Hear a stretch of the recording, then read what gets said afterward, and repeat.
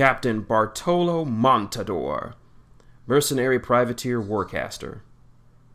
I like my women like I like my cannons, big, loud, and full of fire. Captain Bartolo Montador.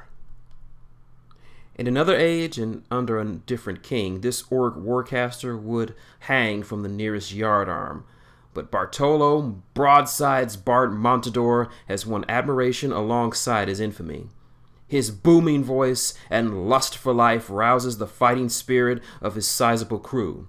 All ports welcome him warmly, and even his enemies speak of him enviously.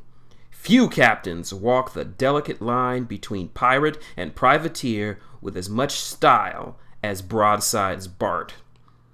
Montador has no qualms about stacking the deck to ensure his own victory, a price that lost him his arm as a younger man in the card halls of Five Fingers.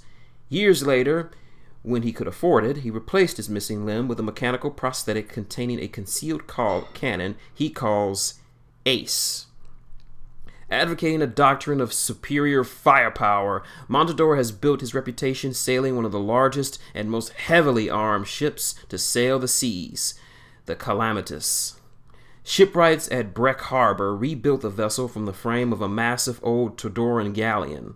Retrofitted with enormous steam engines and triple paddle wheels, this floating juggernaut sits heavy in the water, even without a huge hull full of pillaged cargo. To compensate for this ponderous bearing, Bart keeps an escort of smaller and swifter vessels. Montador takes pride in his status as a quote-unquote legitimate privateer, conferred by the letter of marque he holds signed by King Bard Cathor II of Ord. He is welcome aboard the Leighton galleon in Five Fingers, where he's rumored to deliver tribute to his king personally.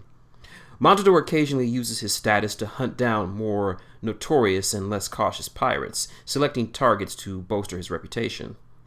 This intermediate pastime gives local authorities the leeway to overlook his criminal exploits.